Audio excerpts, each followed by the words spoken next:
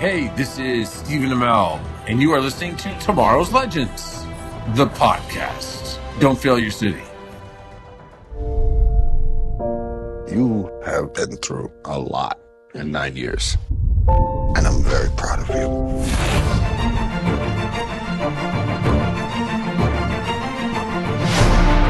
The protector of Central City has been running for 9 years, and all the paths that he's taken are about to converge into one last moment. The whole timeline will be at stake. Join the Justice League of Superhosts as they keep up with The Flash and share his journey to the final run. Welcome to Tomorrow's Legends and their coverage of the final season of The Flash. Well, hello, Speed Demons. It is a good thing the Waverider is a time ship, because it was just a few hours ago that we were in Smallville, and now we're back to Central City for episode 8 of the 9th and final season of The Flash, called Partners in Time, and I am one of those partners. I am the Flash. I'm the security system inspector who's failed Star Labs multiple times over. Silver Box. And I'm wondering why the Speed Lab hasn't been inspected for 100 years. I'm X-Force 11. Yes. And if you guys are wondering why old X-Force sounds a little bit different, he is away on family holiday right now, so he's not with his normal setup. So it's all right. We're still here to record and get our thoughts to you. Let's get into some news for Flash this week. We interrupt this podcast for a special report. And it's really just a couple reminders, right, X-Force? Right. So, no new Flash for the next 2 weeks. Next week, on Monday and Wednesday, you can watch the two-parter Red Death episodes. And on the 19th is a repeat of Wildest Dreams. So, and also, the week of the 19th, there's no new Superman and Lois either. So that's a hiatus week for both shows. Right. So we'll post in the Facebook pages so you guys can keep track of that as well. And shameless plug, if anybody is following the new Gotham Knights, we are recording about that over on Dive Into DC this coming week. So we're looking at episodes 1 through 4. So if you're into that, let us know at diveintodc@gmail.com. Yeah, no shame at all, man. I enjoyed giving my feedback. I still have to watch it. I haven't given it a try yet. Just haven't had any time lately. Yeah. Cool. But you guys are liking it enough that you're going to cover it. I mean, you're still sticking with it, so that's a good sign. Yeah, we're going to take it in chunks. Yeah. And so absolutely. Cool. Good stuff. And I think Gideon is here. Hello, legends. That's good. She was a little bit late. She's been delayed lately. I don't know if she's just distracted or what's going on. Need to reboot her. Yeah, we need to clean her systems out or something. Well, we got some pre-show feedback this week as Daryl Washington sent us something in to talk about last week's episode. Take her away, Vox. There we go. Daryl says, okay, I've got some thoughts. I think Nia's line to Iris about her being Nia's career mentor was a line for the Flash fans who don't follow Supergirl and thus don't know any better. Any Supergirl fan knows Kara is meant to be Nia's mentor/role model, even though Kara's presence as mentor for Nia was spotty at best. Even saying, I will admit Kara is someone to look up to career-wise due to the astonishing rise of her reporter career.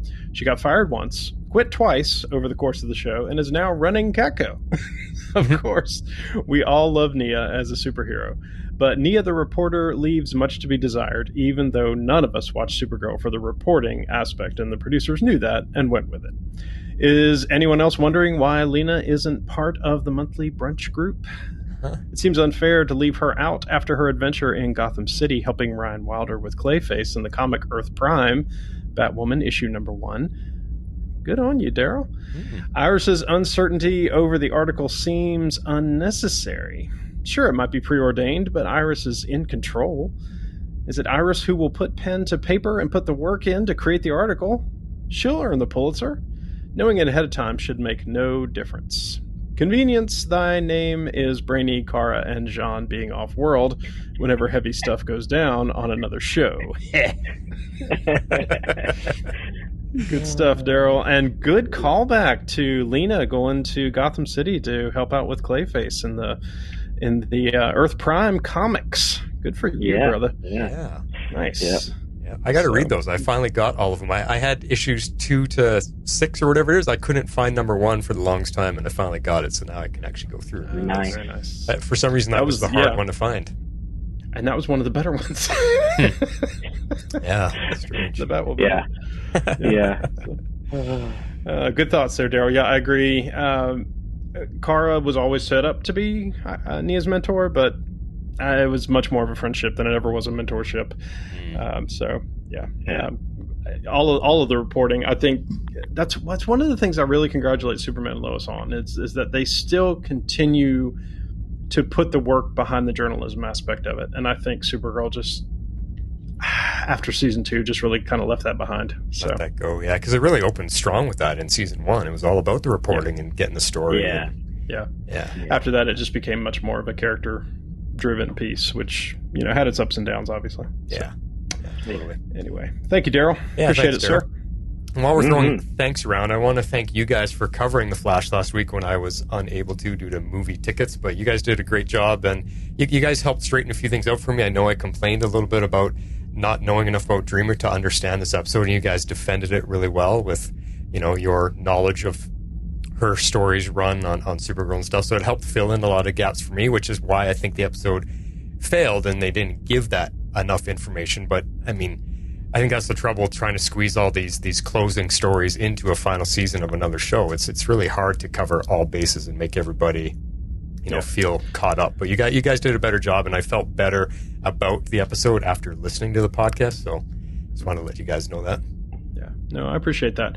It's a fine line between rewarding everyone who's watched everything in the Arrowverse and totally leaving out those who don't, right? So it is a really fine line of being able to put enough in there to give enough background, and yet reward those who have been hanging with it the whole time. So yeah.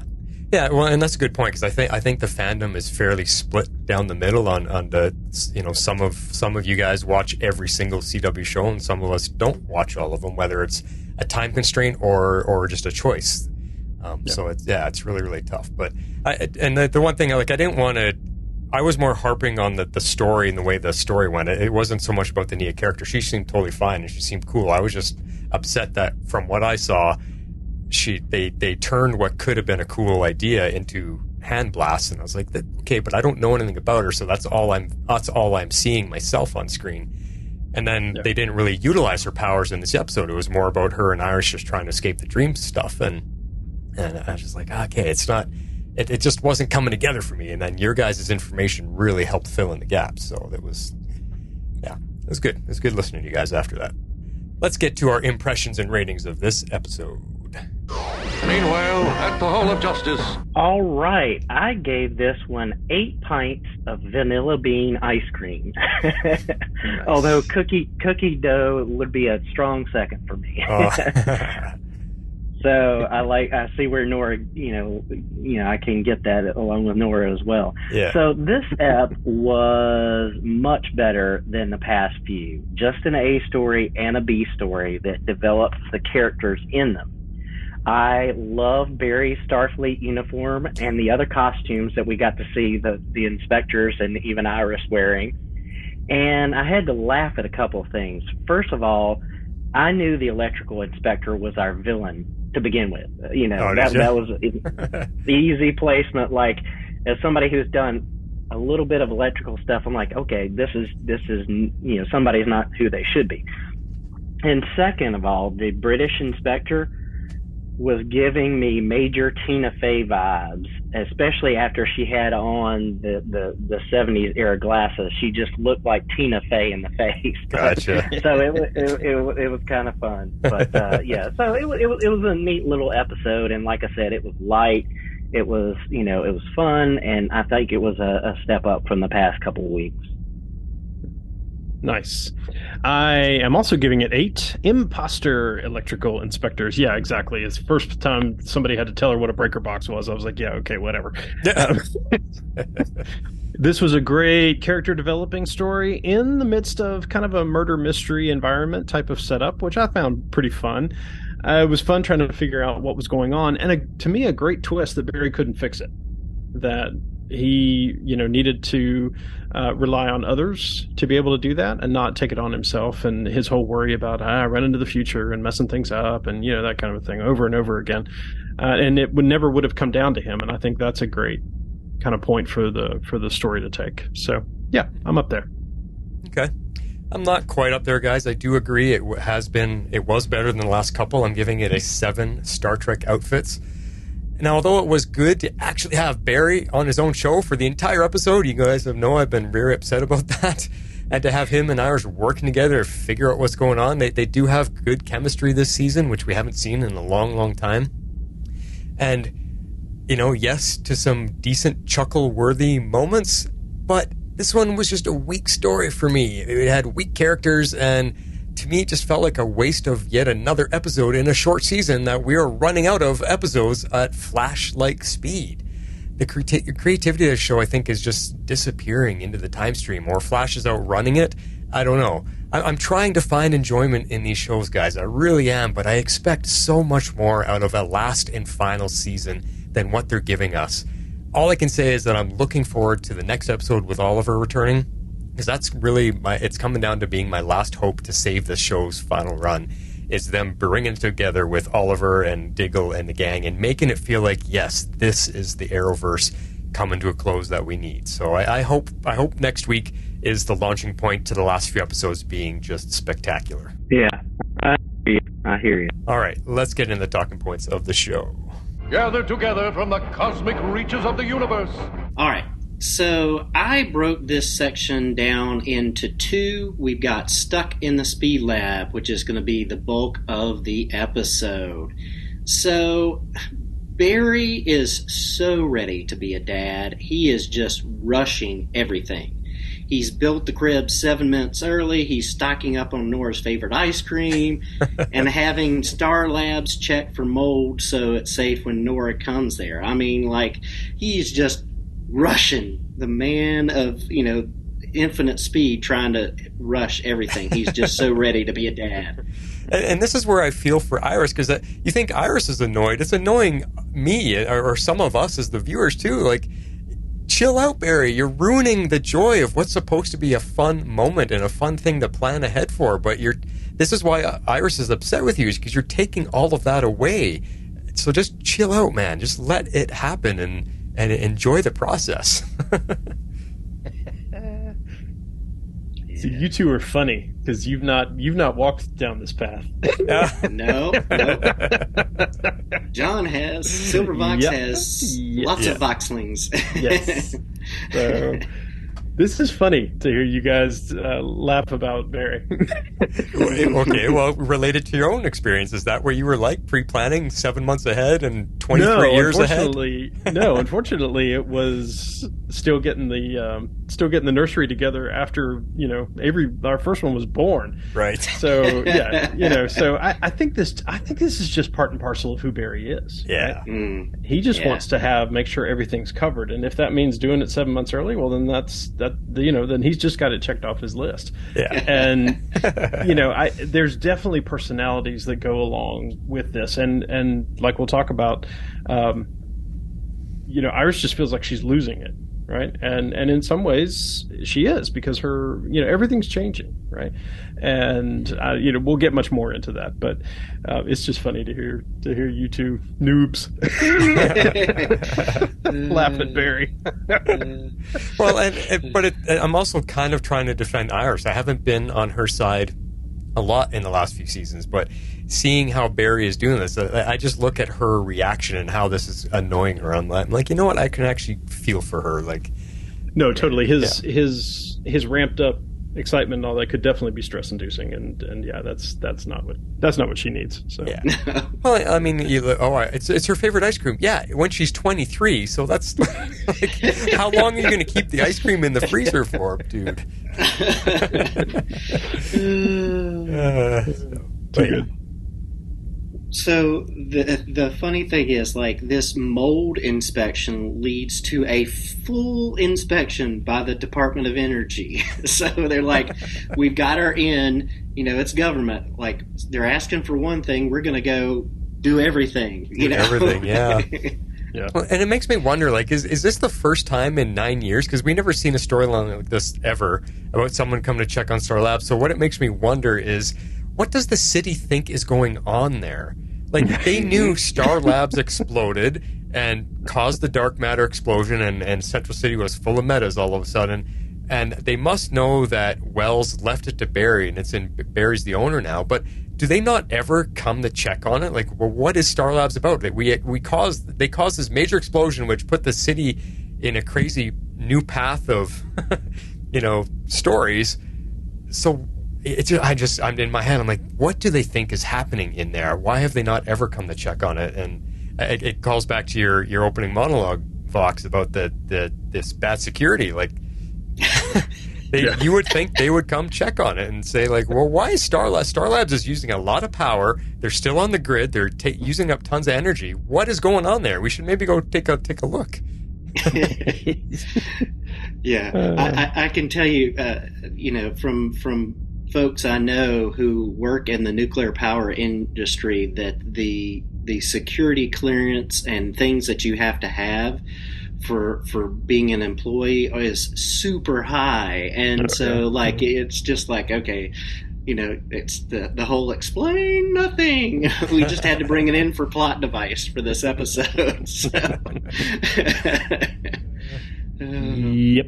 Because it's obviously running, but it's not an open, functional laboratory that's actually doing work for any government contracts or anything anymore. So it'd be neat to see some type of. We're not going to get it anymore. Flash is running out, but it would have been neat to see some type of, storyline that is explaining how Star Labs is viewed, or what are the operational reasons to have it still running, because it exploded in season 1 in the premiere. Yeah. And it's been shut down ever since. So, yeah. Well, and I always loved Earth 2's version of Star Labs. It's like a children's museum kind of a thing, and a place where it's interactive, but yet still has all the but in the caves and tunnels, all the tech stuff they need, kind of a thing. I always thought that was the best way to do it, and but whatever. Yeah. So hiding in plain sight. Exactly. Yeah. Exactly. So in the future, we see this hooded figure trying to steal an object from the weapons vault and failing. And so this was an interesting to try to look at what was on the wall. I did pause it to read the inspection notice, and I was looking, there was Chester Runk technology and different stuff on the wall there. So it was kind of interesting to try to freeze frame and see what was in there, but it was really quick. Right. Chester Runk technology. That's cool. So he eventually starts his own company. That's cool. Yeah. Well, or he's the one that has the patents through Star Labs, I guess. Yeah. So I don't know. Yeah. Cool. Yeah, cool. I was falling in the shoes of Felicity and Cisco. What's his name? Adam Palmer. Ray Palmer. Boy, why'd that name less? Yeah, Ray Palmer. So I like the future setting of the Flash Museum. It's always fun to visit that, to see that's what's coming eventually, because the Flash Museum is a well-known landmark in Central City. Mm-hmm. So it's just cool that they every once in a while they give us the view of it in the future. But I had no idea what she was trying to get. Like, I didn't recognize what that thing was in the glass case, because it wasn't something we had seen before. And eventually we find out in this episode, so I'm glad they did tell us what it was. But when I first saw it in that opening shot, I'm like, what is that? It looked like some kind of weird alien key or something. Mm-hmm. Yeah. And then I kept racking my brain, like, am I supposed to know what this is? Like, yeah. Like the first scene when they're coming in, I thought it was the Weather Wizard staff. Okay. That's kind of what it looked like when we first saw it, kind of from the back, and then I'm like, no, that's not it. So because it could have been anything, wizard staff, or any amount of, like if it was the mirror gun, we would have went, oh, the mirror gun, like, it just wasn't anything recognizable. Yeah. So Barry is there to kind of oversee the mold inspector, and gets surprised when all these other ones come in to the lab, and they're trying their best. I like that Iris is trying to help them out in trying to defer things and get them out of the speed lab, and trying to handle and smooth things out and be a smoother talker than Barry can be. But they discover that no matter which way they go, they can't get out of the speed lab. And I loved this initial part. This was I think the best part of the episode was probably the opening 15 minutes or so when they were setting everything up. This is when I was enjoying it the most, and then it kind of fizzled and dwindled as it went on for me. But I love this mystery in the beginning because it's always confusing and interesting to see what's going on, what's causing these little mini time loops. Or, I love when different TV shows, you go through one door thinking you're leaving a room and you're coming in the same room on the other side, and you're like, what the? That's always fun. So it did have this fun premise to begin with, and yeah, it was fun. Because how do they solve it? What are they going to do? Yeah. I love the head guy. He's like, Johnson! Yeah. Get out here! Think he's being pranked by a coworker, and then he's like, I know what's going on. There's 2 different labs. And you're like, Barry's like, yes, you're right. We've got 2 that look exactly the same. Oh. But then that's when we start getting the grandfather clock and the other things starting to come through. We get to see their outfits change to different eras. And, Iris had on this beautiful dress, and then the energy inspector had, something from the 70s, and then you had the electrical, I don't know what era, and, it's just all these things, and that's where you get Barry wearing basically the Starfleet outfit, although Iris calls it Star Wars. Yeah. That was pretty funny. And you know what?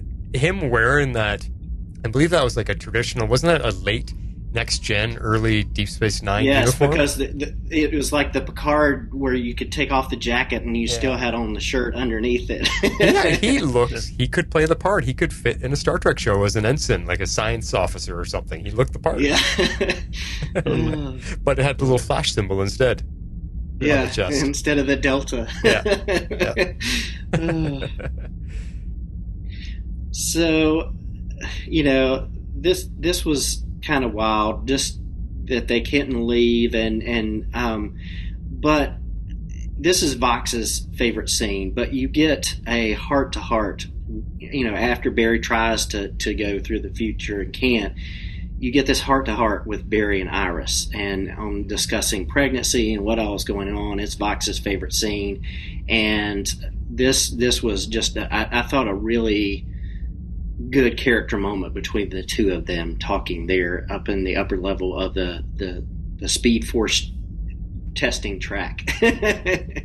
Because we'll talk about it more when we play your scene there, Fox, but I do want to say that I think this is the first time we've ever seen anyone just hang out in the speed area and just talk. That's the first time they didn't go to the Hall of Exposition to say something. They used that. So it was actually cool. I was looking at it going, that is a set piece we have never seen before. Yeah, I agree. I always thought he was doing his track runs or whatever down below the speed lab, right? And I don't know. I mean, I guess we've seen him in that upper realm, but you're right. I don't think we've ever physically been up there. So spent any time, yeah. So I think they built that later on. I mean, I think originally he was running inside the lab facility, and then they built the speed lab a little later on as a set. So, but we've seen people run, but we haven't been up there. Yeah. Very because in previous seasons, if you go all the way back to season 1 and 2, when they're trying to trap Reverse Flash and all that, if you remember that when they went into those tunnels, it was really long. It looked like the what's that super collider that's over in Europe? That's what it looked like. Yeah. Miles and miles of tunnel for him to run through. And this looks way small. This is more like a mini arena that they have there. So yeah. Yep. Yeah. I want to point out, I want to thank Akane in our Facebook group for posting the info on our villain, Lady Chronos. So she put a link in the Facebook chat, and so just the overview, the real name is Gia, and she is the mother of Dwarf Star and former lover of Ryan Cho, a.k.a. Adam, the second Adam. So she ended up marrying a guy named Alvin, but she had him killed, and then like all this machination going on behind the scenes, and really is a villain. But they did a amazing job because she has the kind of the hooded look, and she has the hands on the forehead and the whiter face, and she is an Asian character as well.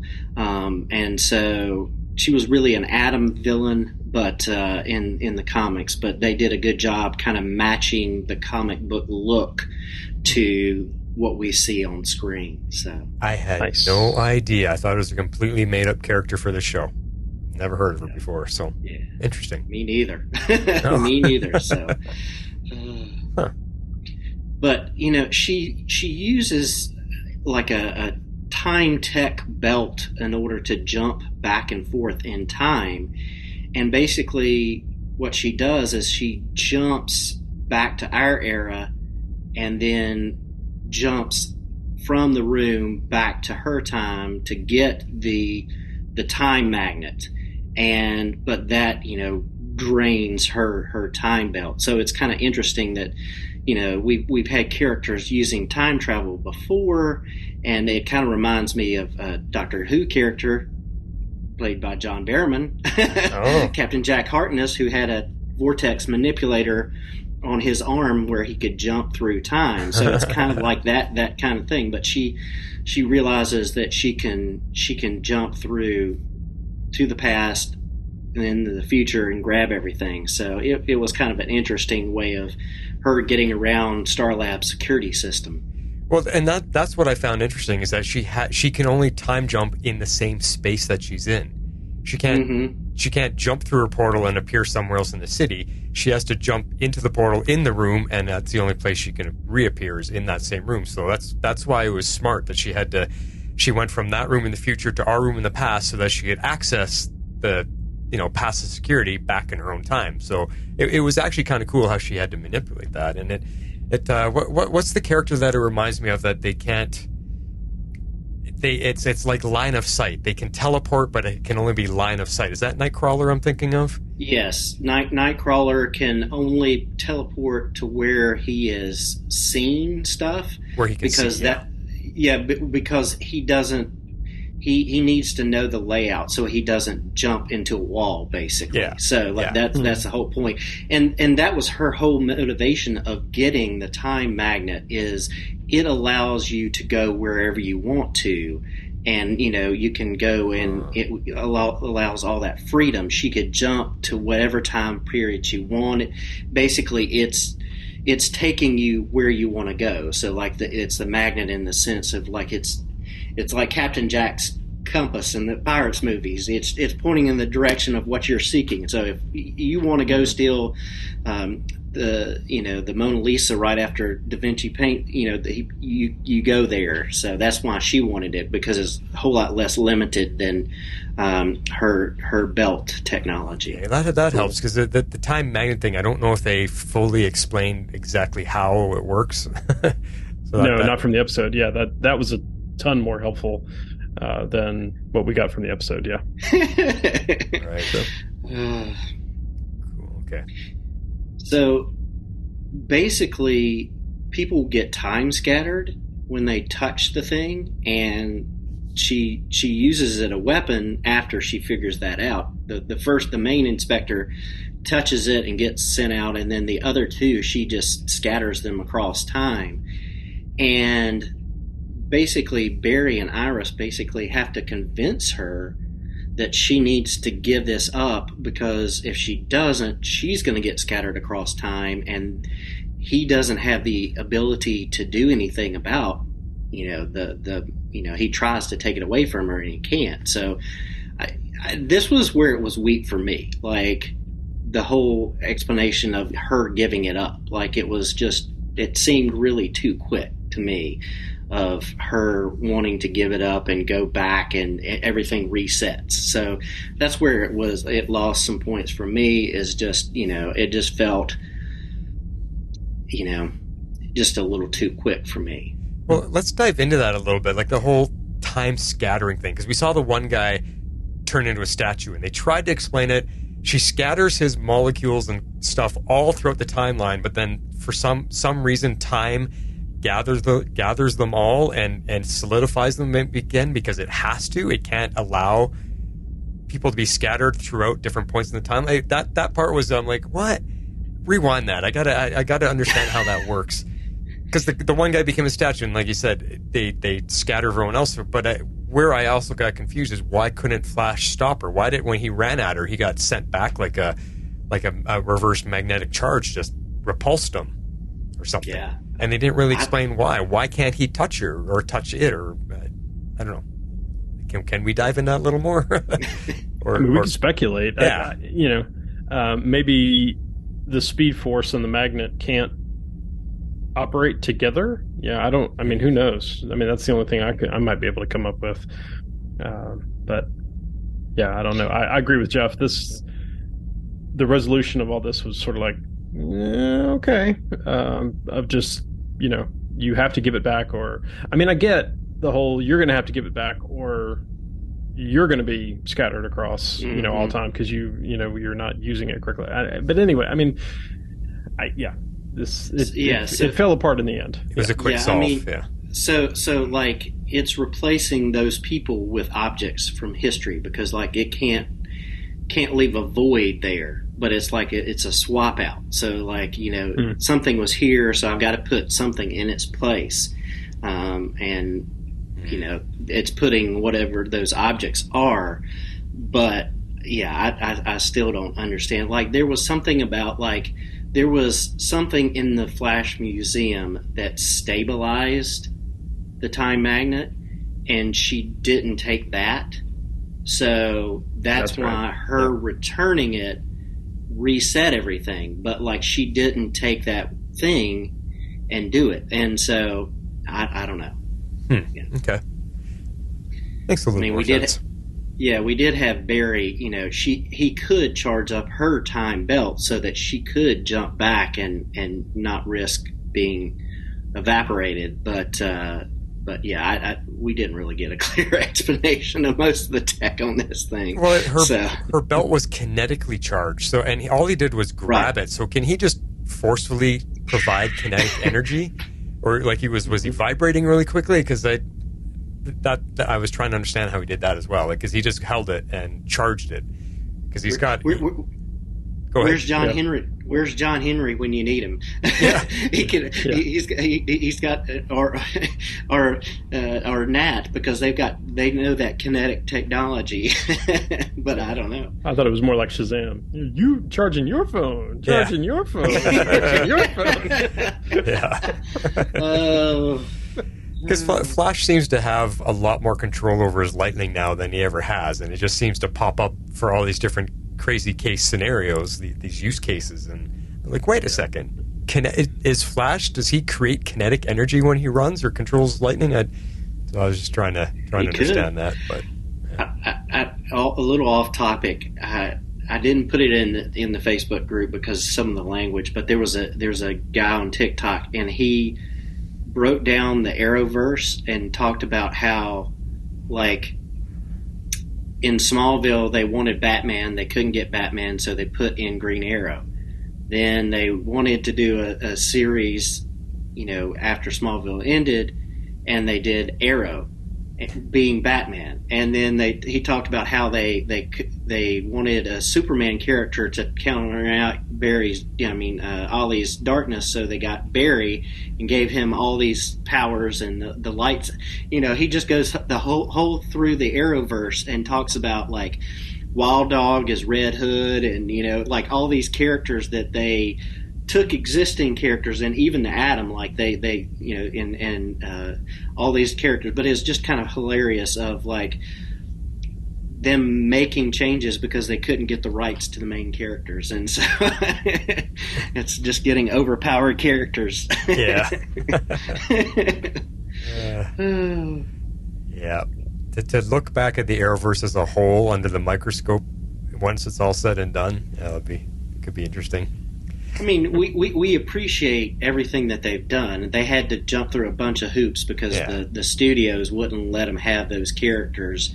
And then they proved to be the most successful, out of everything. So, it's one of those things. So, So once Flash is done, they're saying this is the end of the Arrowverse. Does that mean they're not considering Superman and Lois and Gotham Knights part of the Arrowverse anymore? No, they never were. Yeah.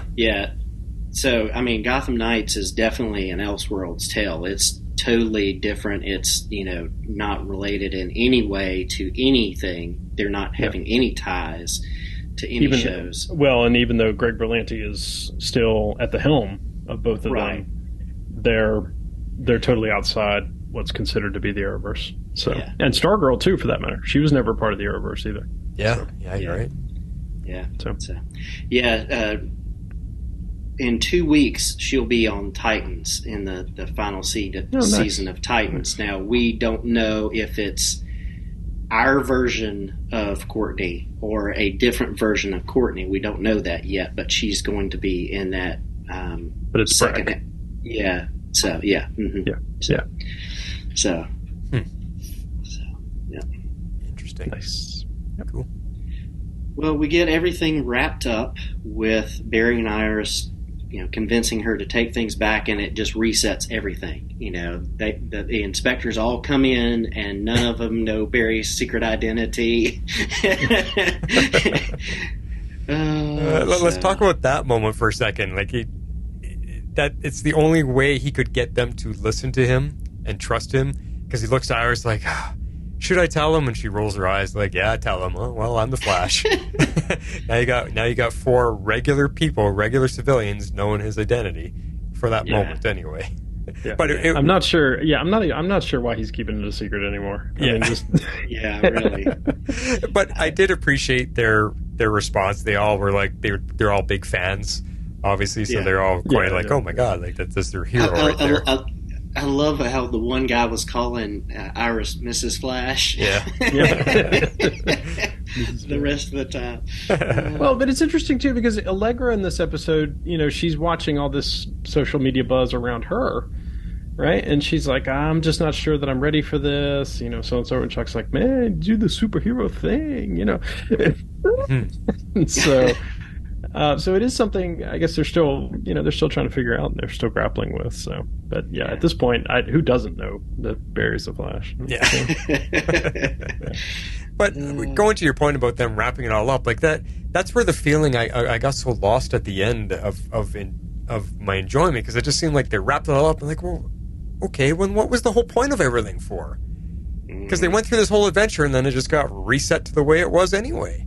Then what was the point of the story? What was the point of this Lady Chronos being there? Like, she tried to do something, it didn't work. They sent her back, and nothing happened. And so it's like, she knew she was going to get caught as soon as she went back because she tripped the alarm. So, I mean, who knows? Maybe she got away. Maybe, she's off to do something else, so on and so forth. And the whole point of it was, okay, what was the journey that Iris and Barry went on through this whole thing? That's the point. I guess them kind of, when they were discussing, which will come across in your favorite scene. But I think my perspective is more just from, this is a short season. This is an episode would be totally fine if we still had our regular 22 episode season. Then this would you gotta get off this kick, man. You've got to get off of it. Yeah, but I can't. There's what 4 episodes left. Like I understand that, but the way you would write a final season and what you would pack into it and all of that's one thing. What they are constrained to do, what they want to do, that's totally something different. Then look at what the producers have said. They said we had huge plans for season 9 and season 10, and then we got canceled, and we have to condense all of that into this quick 13 episodes of the last season. Okay, well, where did all that story? I can't imagine this being the most important story out of the big 2-season arc you had. No, planned. Exactly. Probably 80% of it got chucked out the window. Yeah, absolutely. Just disappointing. Yeah. That's all. And it's I agree with Vox. I think it's about the character beats that we saw between Barry and Iris and Chuck and Allegra. Those were what this story was about. We have the other things that kind of led into that, but it's like we need this talk between Barry and Iris. and how can we do that in a way that, you know, we're looking at things, how can we work that in and still have some flash effects and some, you know, ins and outs. Yeah. And how can we do that and still, you know, move that point, you know, rather than just having a whole episode of them sitting down and talking. Yeah. Because, you know, it's just Flash is different than Superman and Lois. Like Superman and Lois, Clark and Lois can have a conversation as, you know, a good chunk of an episode, and they've set that up as how the show is built. But Flash is built differently. Yeah. And so they're like, we've got to have some action in there. We've got to have some quirkiness and some funness. And we've got this crazy villain and these inspectors and things like that. So yeah, they're just being true. Whether, you know, like I agree, like we would all write things differently if we could get in there. Like we discussed last night, I really liked Perry White's way he would write, you know, that section of story in Superman and Lois. But like, we're podcasters and we're not being paid to be writers. So, you know, I laugh because like I listen to Talkville where they're talking about Smallville, and they're going through and Michael and Tom are just, you know, rating episodes, and like, you know, not every episode's a winner. Not every, you know, every episode's great. You can't, like, if you're going through, you're not going to show certain episodes to people to say this is a prime example of Smallville. Well, you know, the same is true with us. So yeah. The character pacing, the beats, what Jeff is talking about, those things still have to happen at a pace that the writers are comfortable with. All the stuff with Keon, all the stuff with Mark, all the stuff with you know, Chuck and Allegra, which we're going to get to here in a minute. Like, all those things still have to happen according to the writers organically. They can't just stuff all of this into just a couple of episodes. And, you know, I mean, to cross the streams, when I look at what happened this year in Bad Batch season 2, right? Half of that stuff was useless, right? But it was fun to be there, right?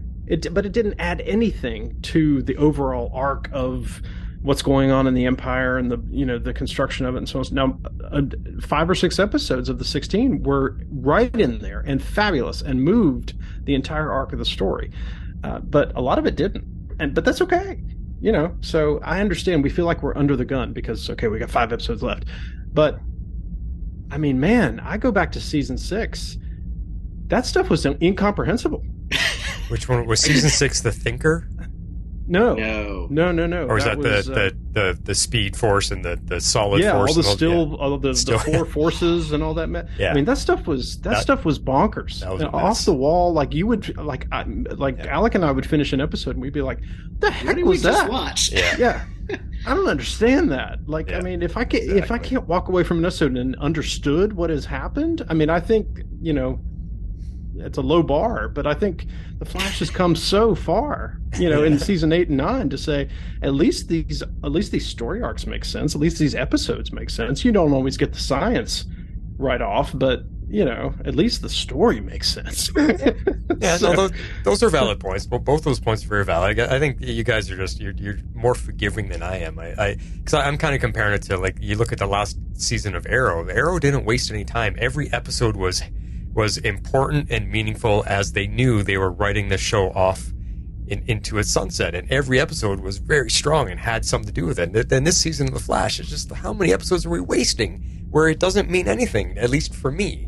This one was better than the last couple, for sure. This one was better, but this. But I'm not here to argue with you, Martin. But I mean, when you think about those episodes that they spent 95% of the episode on the kids, that didn't do anything to strengthen the final season of Arrow.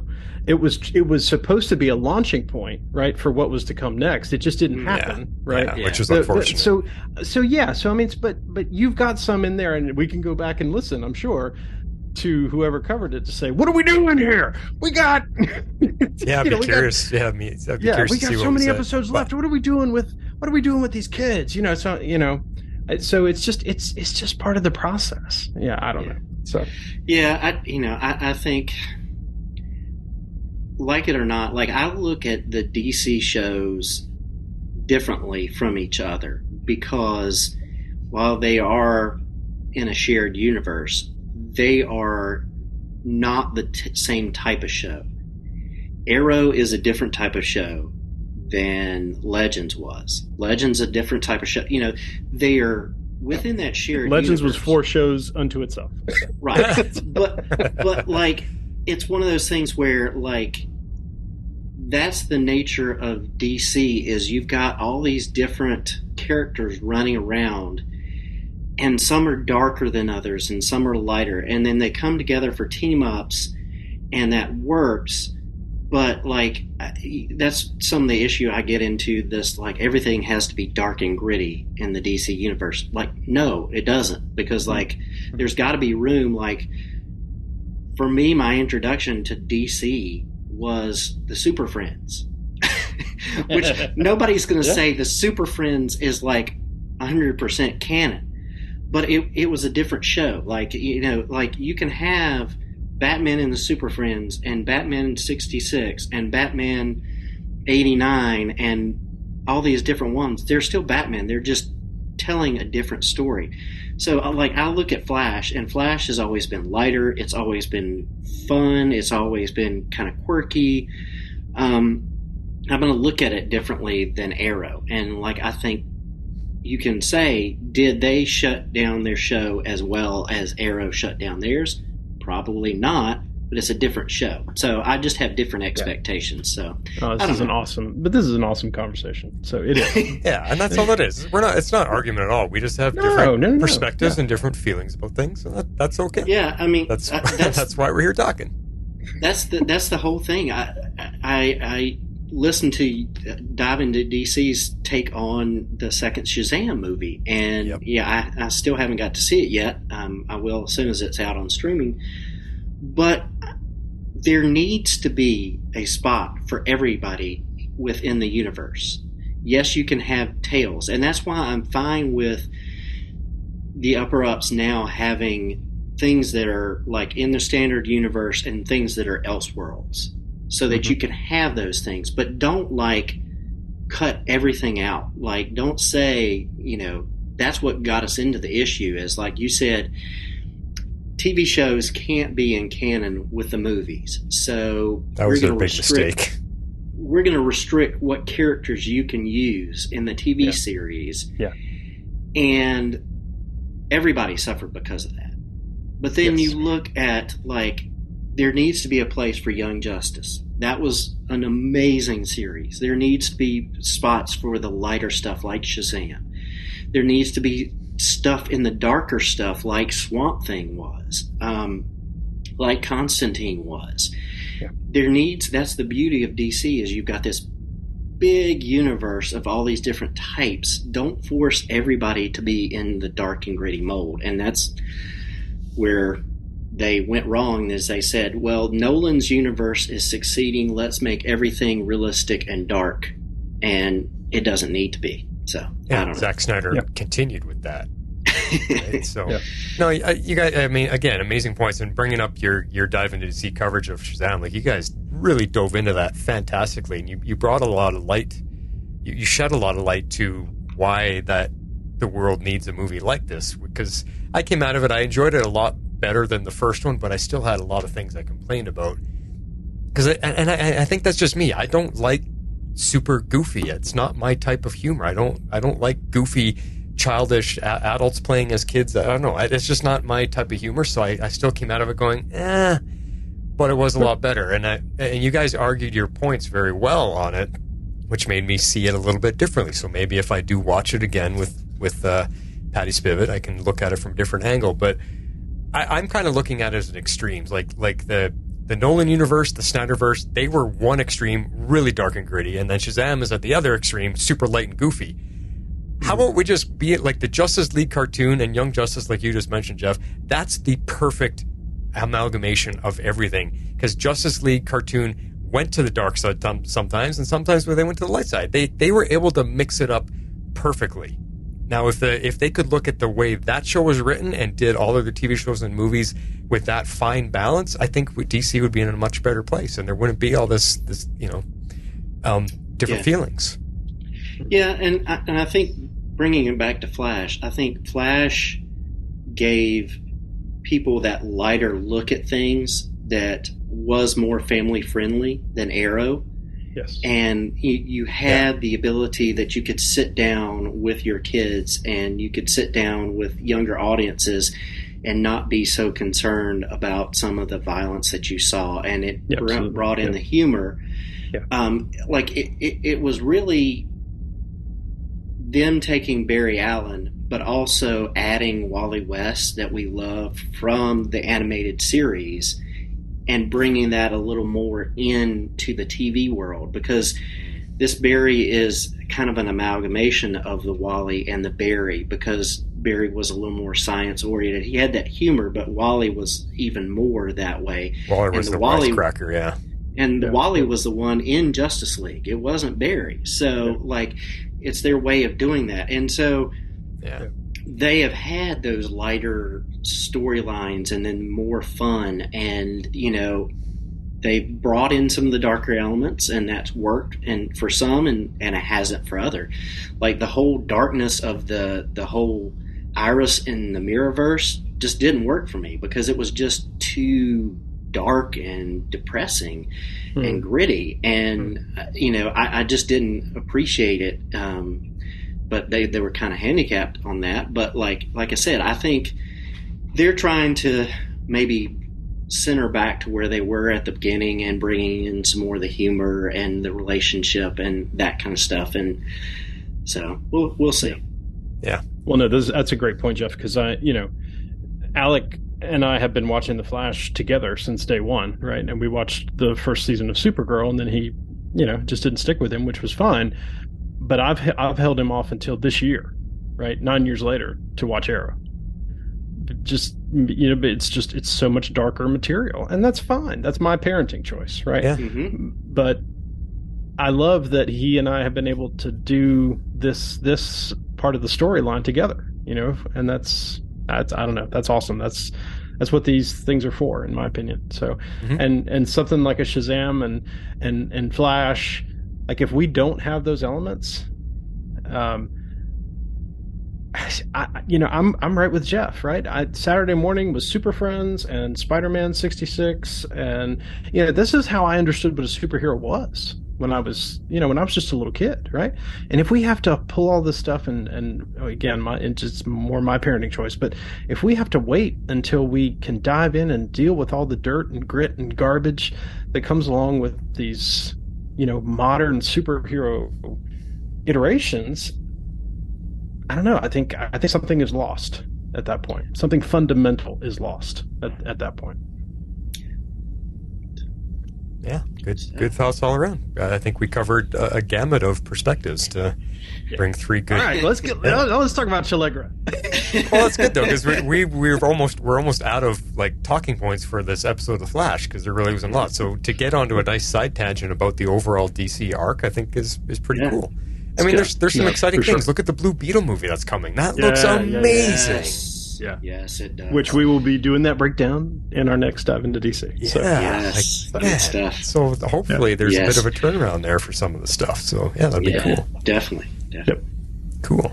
All right. Well, let's close it out with Chuck and Allegra. And they are having a fun day off since Barry let them off for monitor duty, and they're playing board games.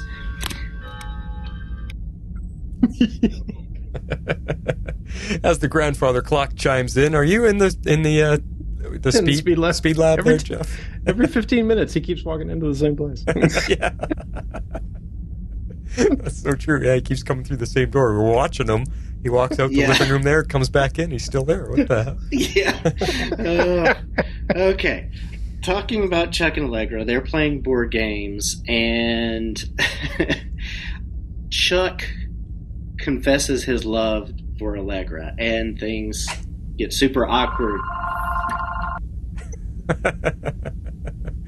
And it's funny because he says it he just says it as matter of fact, part of conversation. He doesn't actually get down on his knee and say, I got to tell you something. And he gets over. He just said it as conversational. So it was kind of funny. It was natural. It just slipped right out. Yeah.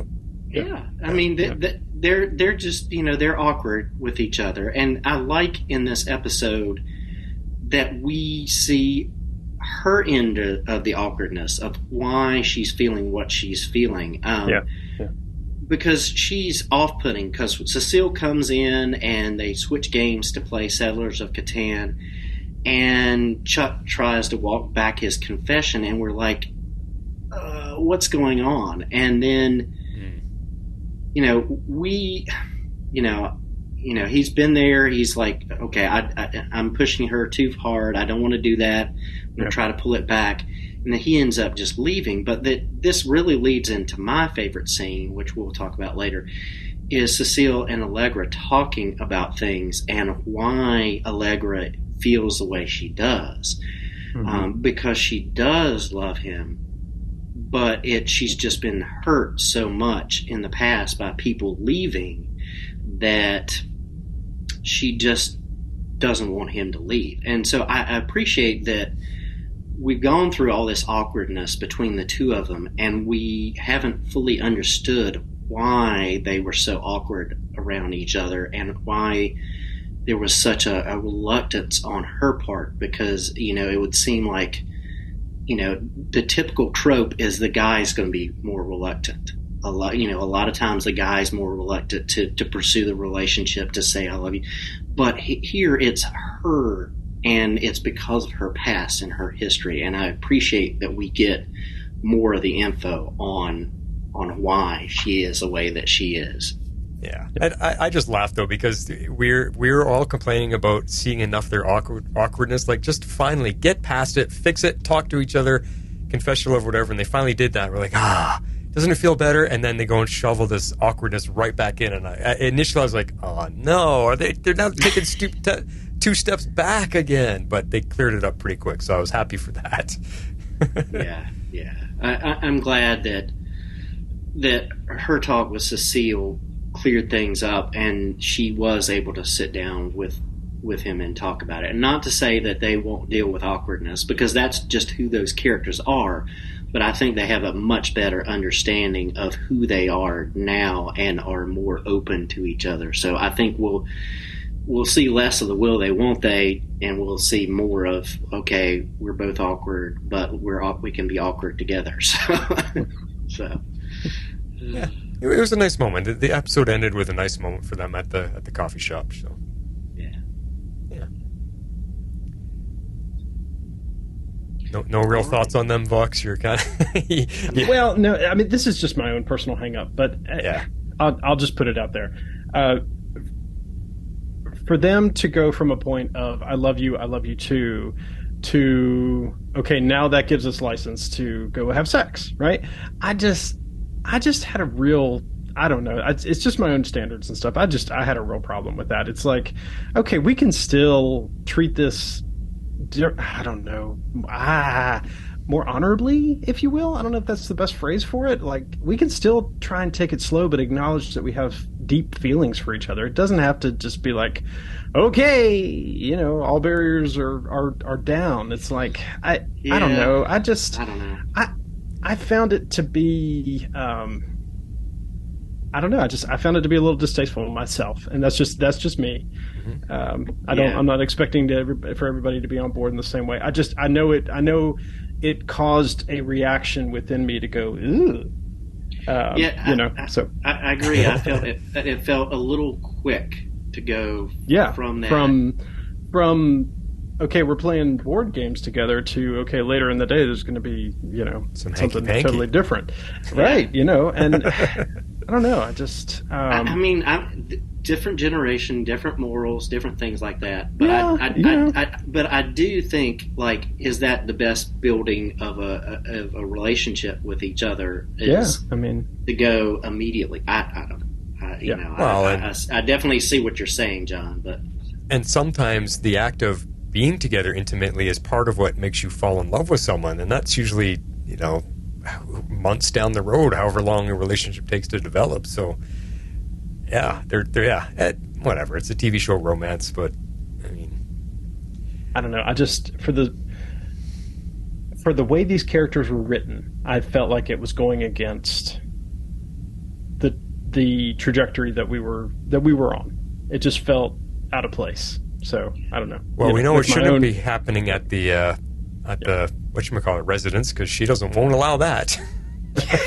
Yeah. Yeah, they won't be living together, at least. Because wasn't she invited? Hey, you should come back to my place and we can fool around. Like, wait a second, I don't think Cecile's going to be okay with that. Yeah. Go to Chuck's place where it's private. Yeah, and not Star Labs, please. No, we don't need any Barry or Iris walking in on the moments. Yeah. No, but I am glad that we have this addressed. That I think I talked about before in my own kind of psychobabble that this was what was holding her back. But I'm glad to hear her express it. Mm-hmm. And so good stuff. Yeah, and it makes sense for relationship side of things in the real world. That makes sense. So, yeah, Yep. Scared to get hurt again, or scared to lose somebody that you actually really like. So, but at the same time, it's like, well, you got something good right in front of you. So if you hesitate too long, you're going to lose the opportunity. Oh, sure. And that's the lesson she learns. So we'll revisit that in a second. We're going to get to our ad break real quick, and then we're back for favorite scenes. Shape out an eagle! All right, I'm going to kick it off this week. I'm calling this one just the Time Magnet because I love time stuff. I love the science of it all. That's what got me and Harley into the whole thing to begin with, was the time travel stuff. So when they're trying to explain it as they're figuring it out, and I can't remember the character's name, but the one science lady the one inspector was writing on the glass whiteboard there. That whole scene reminded me of Professor Stein, because he used to always explain stuff by drawing it on the board. So I just loved all the terminology be thrown around, and I love that Barry was sounding smart again. He's a science guy. He knows science. So as she's trying to explain it, he's conferring what she's saying. I'm like, this is the Barry of old. This is the science stuff. Okay, it was fun. So fun scene. Here's Time Magnet. No, we just need to figure out why these objects keep showing up. I have a theory about that. Imagine this is all space-time. Normally, it flows and stretches like this. We move from one room, one moment to the next. But we can't do that. We're stuck. Because space and time for us has lost elasticity. It's like some kind of gravitational force is creating a zone that we can't escape from, and pulling objects out of time, too. It's called a time magnet. I really like science fiction, so... So there, yeah. That doesn't make sense in the real world? Probably not, but it's still fun. I've always loved the timey-wimey science stuff on these shows. Yep. All right, X-Force, you're up next. So I entitled this one, The Moment is Magical. So let's take a listen. Okay. I'm all ears. Chester told me he loves me. What? I knew it! You guys have been making that I'm about to say it eyes at each other for so long, and he finally did it. Am I confused? Do you not feel the same way about him? I love him so much it hurts. There was a problem. He loves you, you love him. Just say it back and get to the good stuff. Cecile, you know what happens to people that I love? They leave. Or worse, like Nash and Esperanza.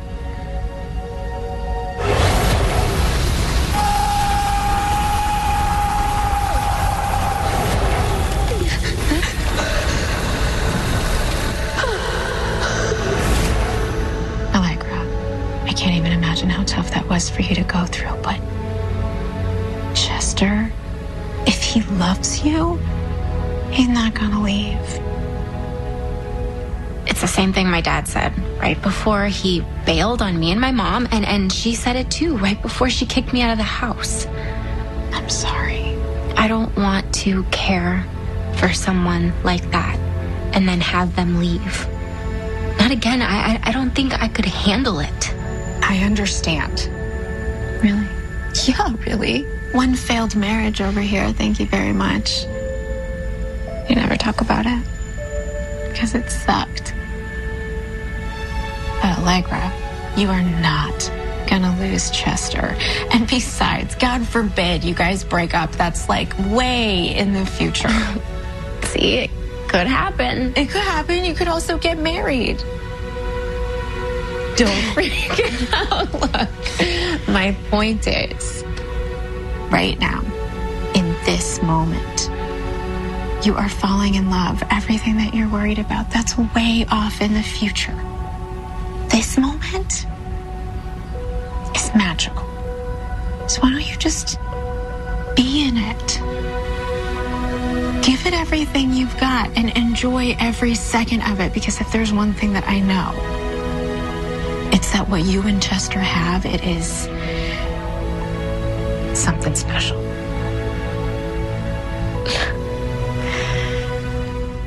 Yeah, I really appreciate Cecile here. She really helped Allegra realize that being hurt in the past should not stop us from living, stop us, and we can't live in fear of the future. So we hear Allegra's been hurt a lot and left by those she loves, and it's paralyzing her and keeping her from moving forward with Chuck. So I'm glad she can have that talk with her and know that she's got that open door to talk with Cecile in the future about things and start moving forward, because like you listen to all that she's gone through and you're like, yeah, I see why you're hesitant to being hurt again and the possibility of being hurt, but yet you can't live there. And that's really what Cecile's talking about, is you've got to move on. So yeah, strong stuff there. And I love Cecile being used in this fashion, right? Her kind of mama bear type of role that she has with the team. And I think this worked really well, and I love that they're roommates kind of at the same time, right? So because this is totally something, if you're comfortable with your roommate, you would just sit down and just lay it all out there, kind of a thing. So very organic conversation, and I also loved just a very pointed point in the dialogue when Allegra really wants Cecile to open up about what failed about her marriage, and she just sums it up with, "It just sucked." Right, and that's all we need to know. We don't need to go into the good gravy details, right? It's just that's all it is, right? And I love that they just left it there, and because I don't know, I just thought that was a great choice. So yeah, yep. All right, as far as me, I was all about the pregnancy brain, and yes, just as we alluded to way back in the beginning of the podcast, I have walked through this 4 times, and it is a real thing, and I really appreciate how they are walking Iris through these steps. And yes, while Barry's ready to get going with it, Iris is going, stop, whoa, and she says it just beautifully here that she wants to go back to the way things were, and yet she's at the same time speeding toward the future because she doesn't have a choice about it. And so wrapping your emotions and your day-to-day thinking around that is a big deal. It is a big deal. And so I love the conversation that they had. Here it is. I don't get it. There's no pattern to anything that's happening. Except for the fact that we're about to be erased from time along with 2 more innocent lives. Oh my God. I'm sorry. I never should have tried to open the Speed Force tunnel. No, Barry, I'm sorry. My thief detection plan got Chief Inspector Howard atomized. Iris, running to the future again, when it never works, I should know that by now, but it doesn't stop me from building a crib 7 months in advance.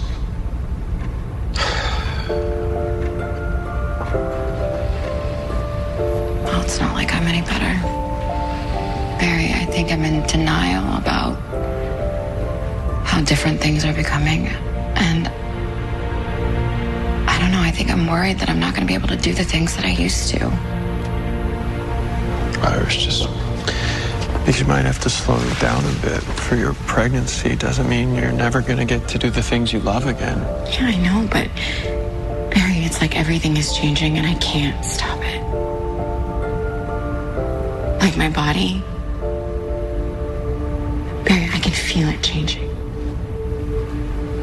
I'm tired all the time now, too, and I just want to eat everything in sight, and I have pregnancy brain. It's like where you talk about things that you said, and then the next second you don't even remember what you said. Well, I'm sorry.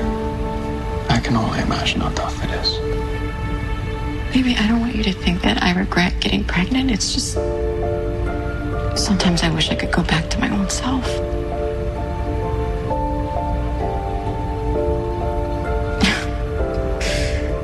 What?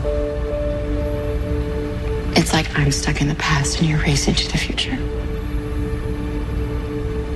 And now I just want some cookie dough ice cream. I think you mean vanilla bean. Yeah. See? Pregnancy brain. Oh. I'm sorry.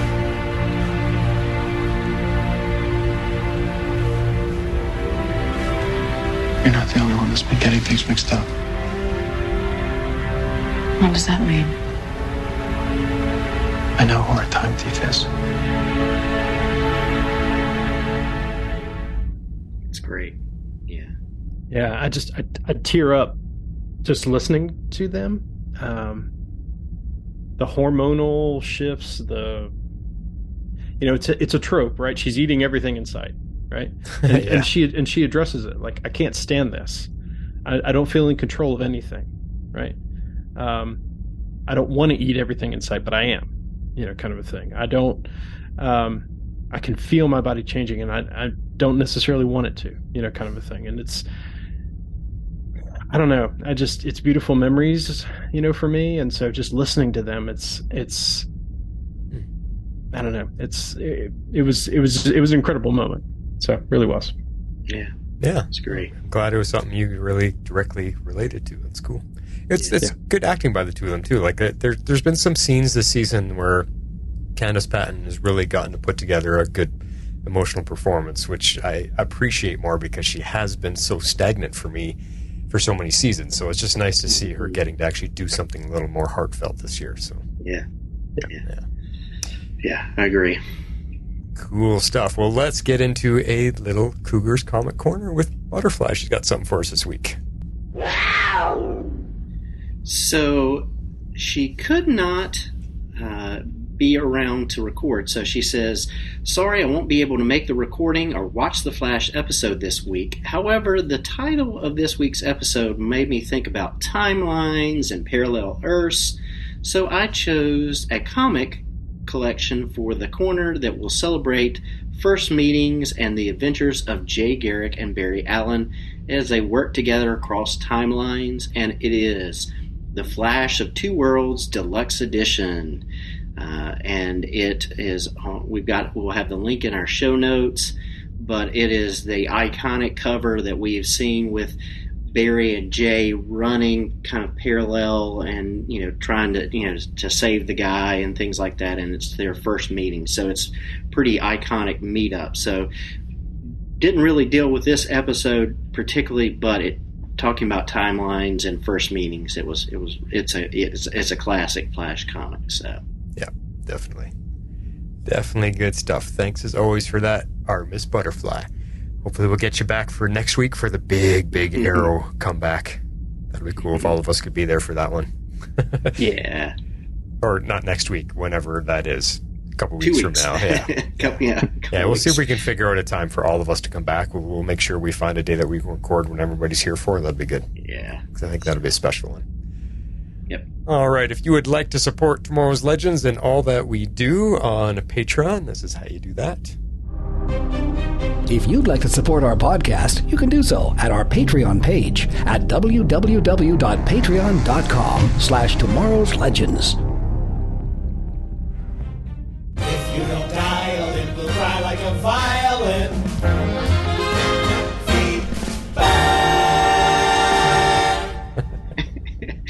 All right. We got our first bit of feedback from Todd over on Facebook. Todd Schwartzberg says, really enjoyed this one for a change. See what happens when you actually put the Flash in eps of his own show? I feel you, man. I love the Iris and Barry chemistry. Iris confusing Star Wars with Star Trek is classic. I did think the whole team might have been fake at first, but it was just her, just our Lady Chronos. Pause the ep at the beginning to read the DOE sign, so the stakes for Howard was diminished since he was okay to sign the permit at the end. Yeah, I missed that the first time I looked at the permit. I didn't notice it was his name on there. Nice. So. Good catch. Slightly disappointed that this wasn't a Legends crossover ep. With the title, I guess. Me too. I was expecting Legends in this episode. But with a name like Lady Chronos, my headcanon was her being one of mixed descendants of even her daughter, or with Tentacle Girl. I already forget her name. Kira? Oh, geez. What was Mixed Lady's name? Holy cow. Yeah. Oh, wow. Boy, y'all look, and I'll continue. We're failing there. Yeah.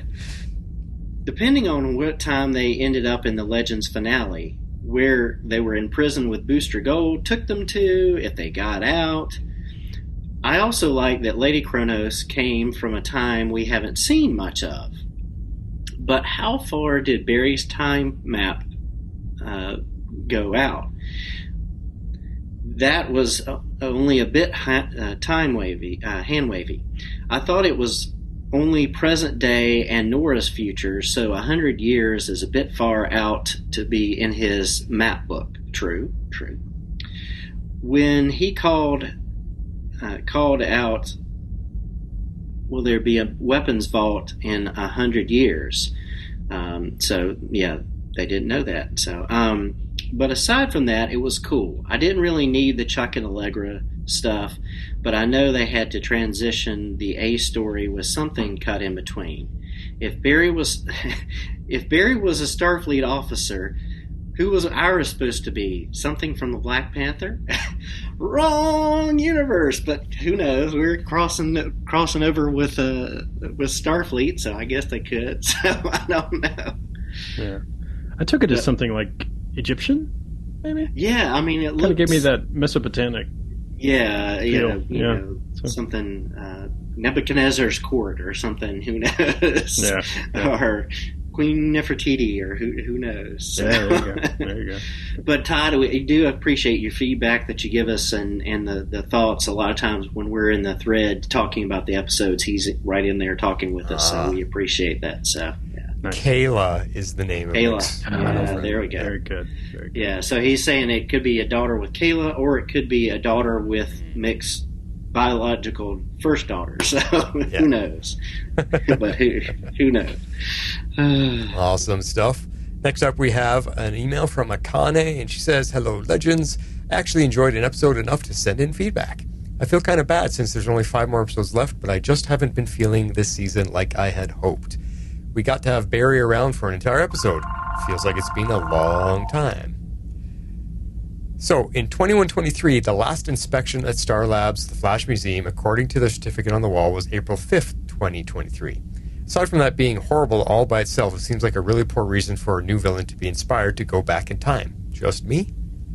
Speaking of our villain, we find out that she's Lady Chronos. The male version of Chronos that I know of was from Justice League Unlimited, the Once and Future Thing Part 1 and 2. He had a special suit belt that he used to time hop and steal things. This new version, she didn't seem very smart since she got herself into this mess. Then again, not having Barry nor Iris pick up on something being off when she didn't know what a breaker box was troubling. Yeah.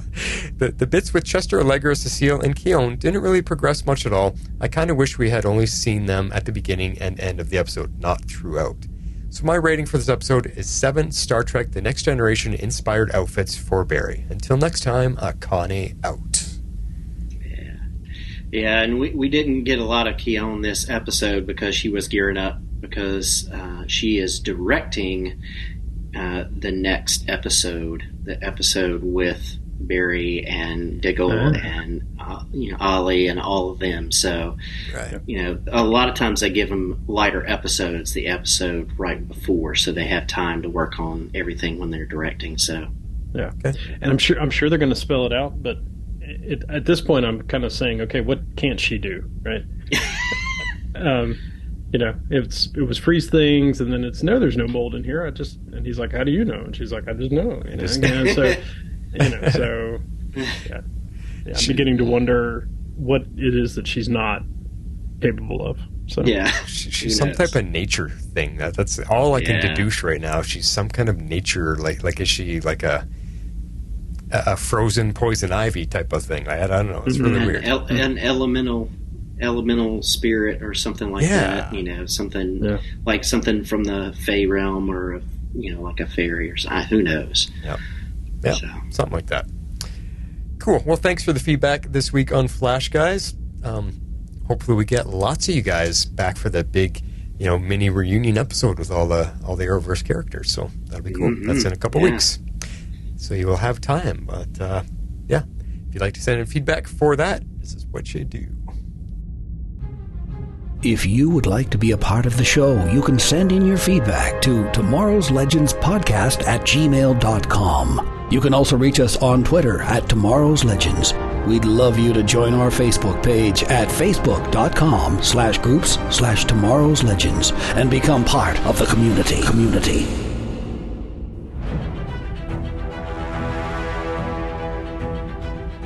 All right, so as you've heard mentioned earlier in the show, Mandalore is super hot busy right now. I got a double episode of Bad Batch coming up tonight, and then a double episode or 2 episodes back to back of The Mandalorian tomorrow. So if you guys are into the Star Wars stuff, check The Mandalore out. What about you, Vox? Let's refresh us on what's coming up for Dive in DC. Absolutely. We're recording this week on Thursday the first 4 episodes of Gotham Knights. We'll also be breaking down the new Blue Beetle trailer that was released this week. So it's going to be a big jam-packed episode. Yes, it's awesome stuff. Yeah, and I'm interested to see more about that Blue Beetle, because that's one that we kind of saw through some of the animated stuff. So it'll actually really be cool to see him in live action. So and they've been wanting to do him forever. I mean, they've wanted to do him in Smallville. They wanted to do him in Arrow, but this is the first time that they've actually gotten to have CGI good enough to do it. So I'm really looking forward to it. So awesome. The Beetle for me is DC's answer to Spider-Man. He's a very similar type of character in the way he just the character, his personality and his humor and the way he moves around. Like, there's a lot of him that's very Spider-Man to me, and that's why I think it's going to be fun. Yeah, nice. Can't wait to break it down. Yeah. Now, are you accepting feedback for the trailer? Oh, anything. Yes. Yeah? Dive into DC at gmail.com. Yep. Cool. Good stuff. And same thing for Gotham Knights, guys, if you want to get your feelings on that. Yeah. Good stuff all around. Well, everybody have an awesome Easter weekend. Happy Good Friday. That's what today is as we record this. And have a good Easter, everybody around. This is The Flash, signing off. I did it again. Silverbox, I'll see you guys in Gotham. This is X-Force 11, so say we all.